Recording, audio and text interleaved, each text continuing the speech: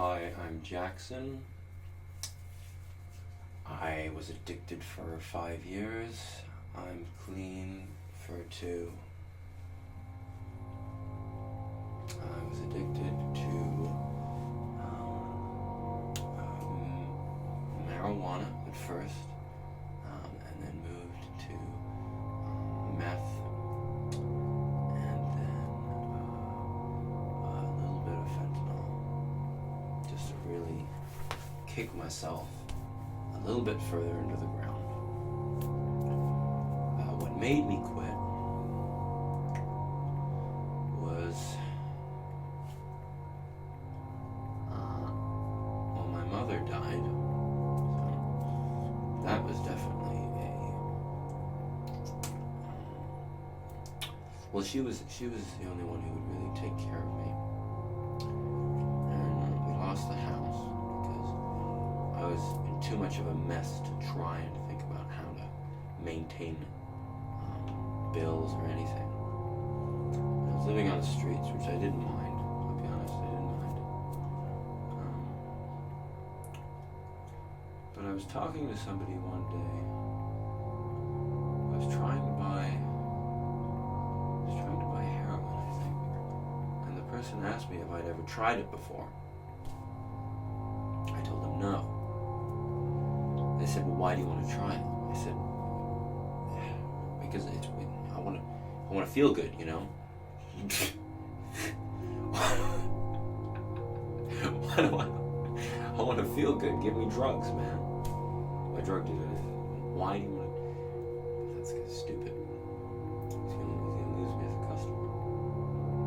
But no, he looked at me and he said, you want to feel good? Why don't you try working out? Why don't you try doing push-ups? I said, that's ridiculous. He said, do 50 push-ups right now and I will give you heroin for free. So I did them. I got down there. I was like, I'm going to do 50 push-ups. This fucking guy. And after 10, my body actually gave out. I couldn't do anymore. And I was embarrassed. I felt like a fool. And he said that was pretty good. I tell you what, I'll give you something for that. And he started fucking around in his bag. I was like, all right, great. At least I can get something out of it. And he pulls out this. And he said, meet me tomorrow at church, and I'll give you some drugs. So I went to the church, and I met him, and he said, yeah, you gotta sit through the service with me first. So I sat through the service, and about halfway through, I got up and I walked out because I was so addicted. I was so desperate. You know, when you're craving something that badly, there's really nothing you can do about it. And he followed me out of the parking lot, and I was just about to cross off onto the highway, start begging for money. And he said,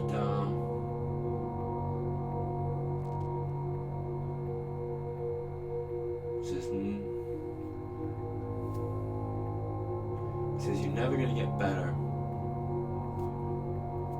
unless you get worse.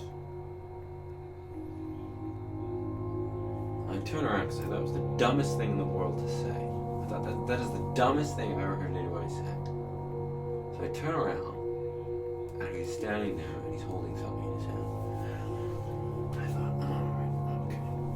Here we go. He gives me this bag. And he says,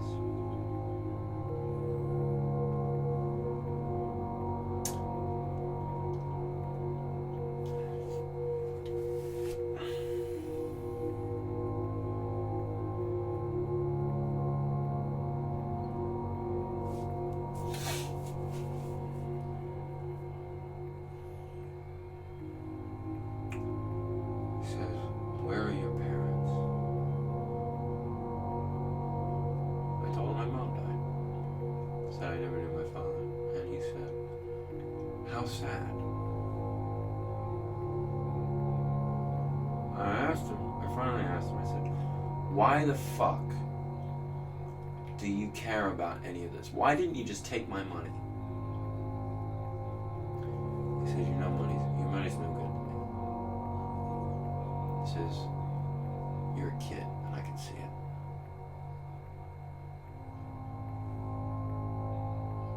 And I can see that you've had a hard time, and you deserve a break. A second chance, if you will.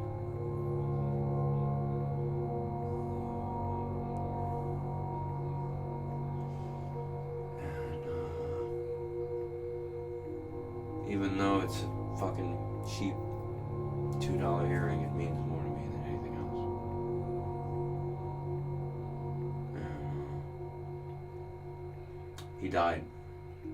Got killed by a drunk driver. But he helped me get clean. And not a day goes by. Why not stop and think to myself? Why? I thought, was he my father? I thought, was he an angel? I thought, was he just, what was his motive? Why did he care? Why? Why did he care? I thought there's more to this life than black and white. There's more to this life than caring and not caring. Sometimes there's just something inside of you that tells you to do something, and so you do it. Because it's a primal urge and a need to protect, care, and love each other.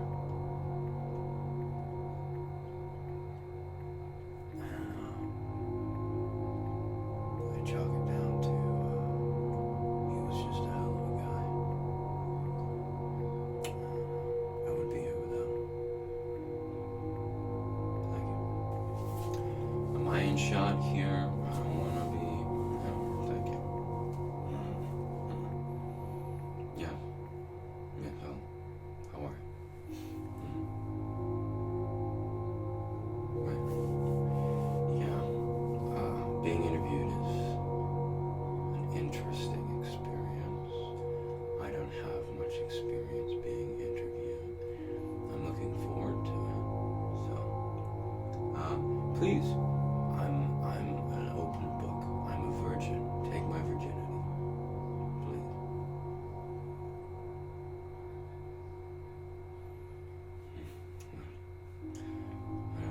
Why did I commit triple murder? That's a great first question. Well, as great of a question as I think it is, I think it would be a lot more interesting for your viewers at home if you were to ask me who I killed. Who did I kill? I killed 3 guys who were absolute monsters. Now back to your previous question, why I killed those men. Why did I kill those? I was going to call them men, but they were monsters. Why did I kill those monsters? Well, it came to me that these men had done something very, very bad, and that they needed to be punished. So, I took it upon myself to do what had to be done.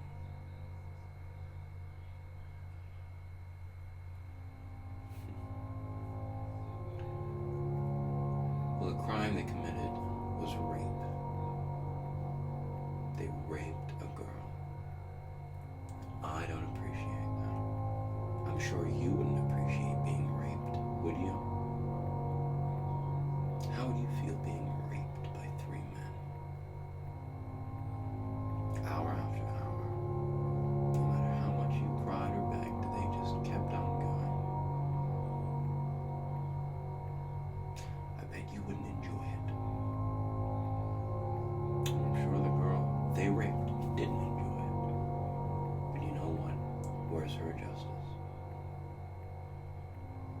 she got it.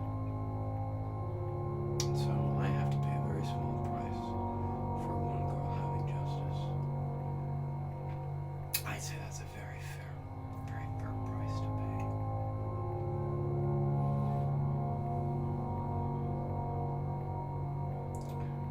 Prison isn't really that bad, I found. Your mind is where you live. You may exist in a world where you talk to people every day, but your mind is where you live most of the time. The people I talk to in prison are idiots. I'm surrounded by idiots. I always was in my life, so really it's not much of a difference. I just find myself with more time. I don't have to get a job so that I have to eat, so that I have to drink. I have a warm place to sleep at night. So really, the American justice system did me a favor. Well, the death penalty I've always found was, I think it's a fair thing. But only for the crime. I don't think for my crime. Death, because I didn't kill somebody who wasn't meant to be killed. If you kill somebody who wasn't meant to be killed, you should be killed. That's the rule. That's how it goes. But for me, I killed 3 guys who it was their destiny to die. I'm sorry I got a little excited. I'm just I'm a very excitable guy. Please don't end our interview. I very much enjoy talking to you.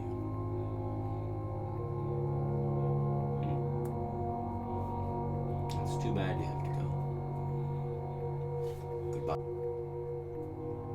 Honestly, making music is what I love to do.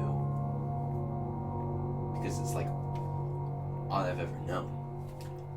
And when you try and take that away from somebody, things get complicated.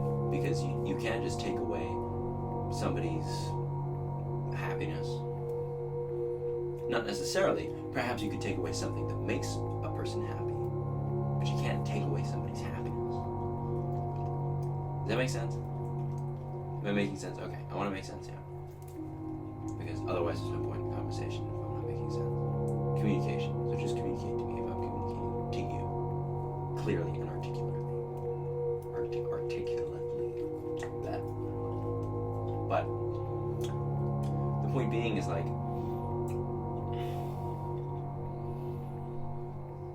I could stop making music, right? Nobody would give a shit. Right? I wouldn't give a shit.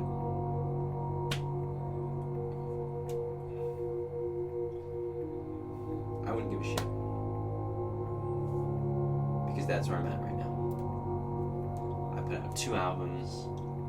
I've got 3 monthly listeners on Spotify right now. And one of them's me.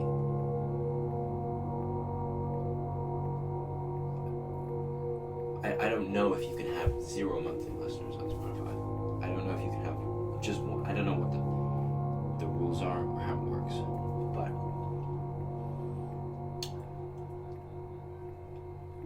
to pour your heart out, I don't really feel like talking about it, but you can't take away someone's happiness. Because somebody's happiness is all I have.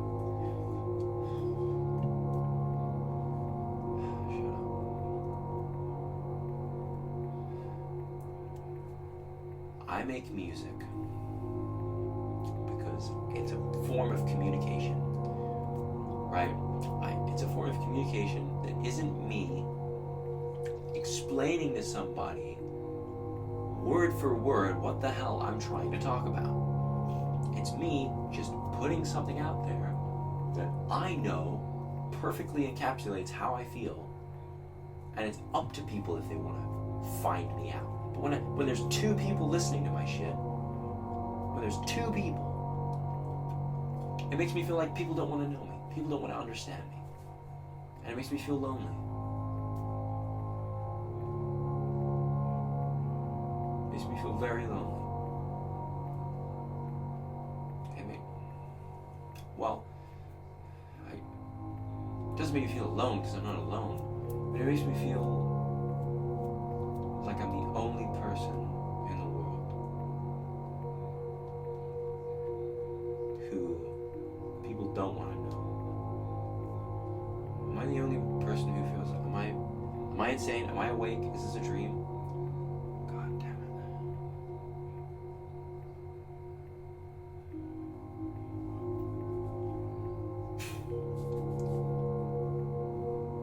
Some people it doesn't even affect them. Some people it doesn't affect them whether you listen to their music or not. They just kind of coast along, blah blah blah blah. And some people they don't care, and they have 1,000, they have 3,000 monthly listeners. It's not a numbers game, but it is. Because at the end of the day, it's money. I'm tired of asking people if they want separate checks. I'm tired.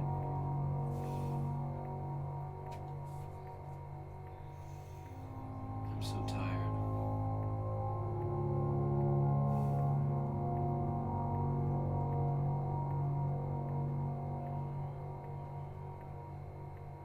Why don't people want to listen to my music?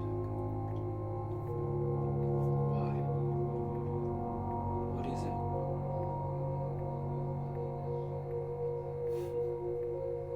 Why? Why can some people pop off and get that luck? Is it just luck? Is that all it is? Is that what I'm missing out on, is luck? Are you kidding me? That's what life all comes down to? I can make great music, but if I don't have luck, I'm fucked.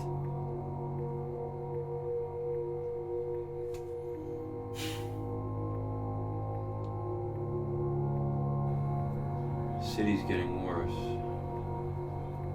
It's getting worse, and it's getting worse, and nobody seems to care. Nobody seems to care. Nobody's there to help. Cops are never there. There's no good Samaritans in this world anymore. Every girl I know has a story.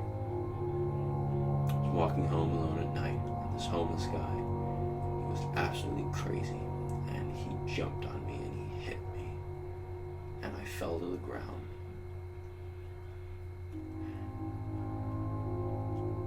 But I managed to escape. Another girl, this guy just threatened to kill me. He followed me for 3 blocks, threatened to kill me.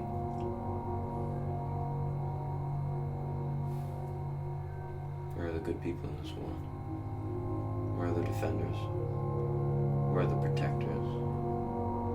Where are the strong men willing to stand up? Because it never happens when I'm there. Nobody ever gets picked on when I'm there. No. So when she's all by herself at night, some guy can come along and bust right into her.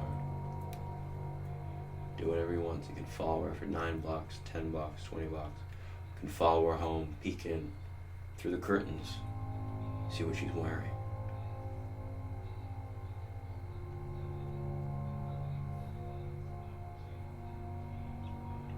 This world could use a little more. A little more bravery. A little more courage. People being as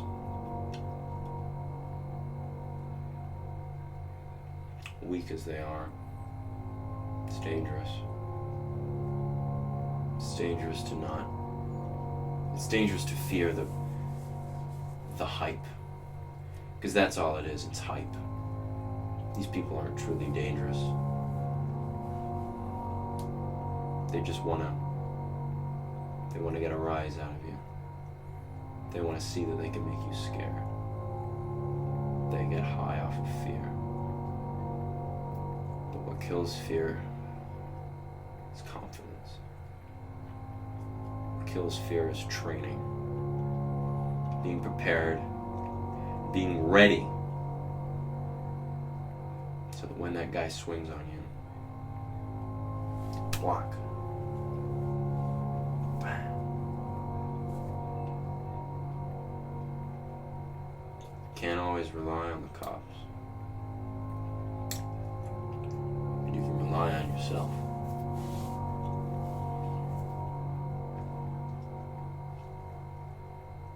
Be the hero that the city needs. Be the hero that the world needs. The city needs. Where's Batman when you need him?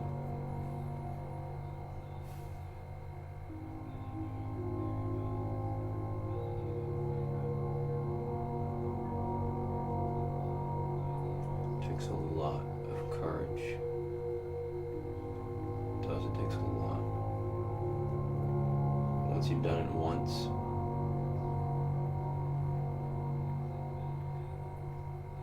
no. You can't let these people win. You have to stand up.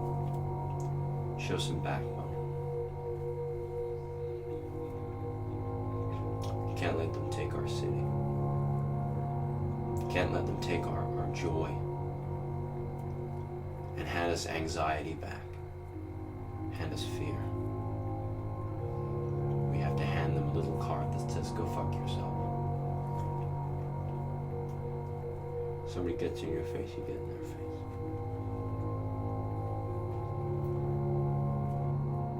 It's hard to be so in love with somebody and to have them be your every thought,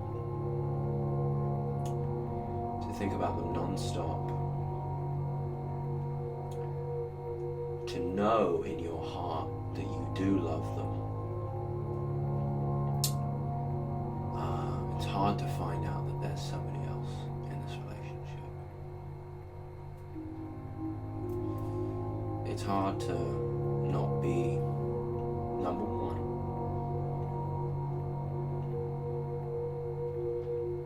And it doesn't matter what she says, because she's covering her ass, you know.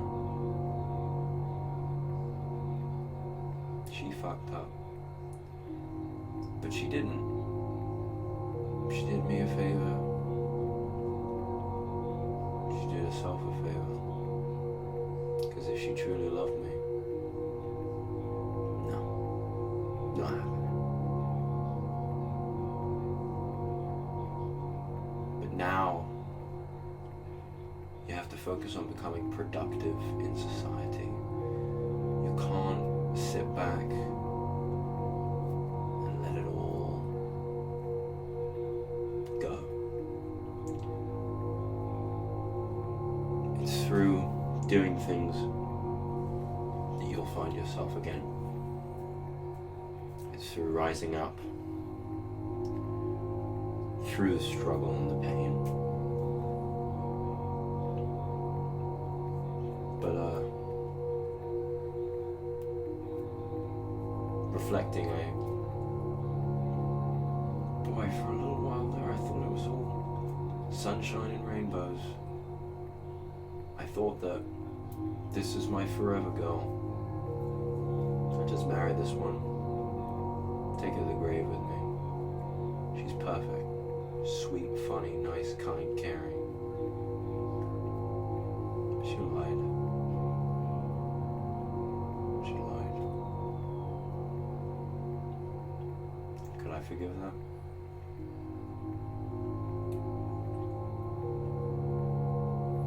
I could wait 5 years, but if I forgive her in 5 years as opposed to just doing it now, I hurt for 5 years, she hurts for 5 years. You forgive but you don't forget. That's the trick. That's the key. Because if you forget, fool me once, second time she fools me, I'm gonna feel like a fucking idiot. But a lot of things come into question when people find out about your situation. If it's just you and her, it's your world. You can create your world however you want to create it. But the second you open up the door and bring other people into the world, I'm not just talking about this guy she's fucking. I'm talking about tells her friends, I tell my friends. All of a sudden, there's like a party of 18 and everybody's got an opinion. And you have to remember that it doesn't matter what anyone else thinks, because this world was created up by people no different from me and you. There are no rules in this world. It's only what you want, when you want it, and how you want it.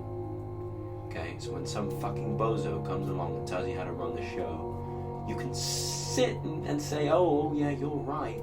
But what the fuck do you know? How do you have the magic code?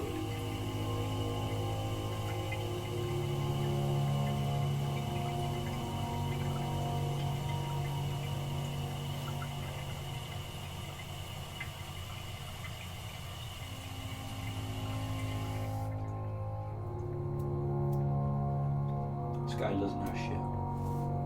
And so, at the end of the day, it's my decision what I do. I don't give a damn what anyone has to say about it. I'm going to do what I'm going to do. How I'm going to do it, when I'm going to do it, why I'm going to do it is on me. So fuck it, I might marry this girl.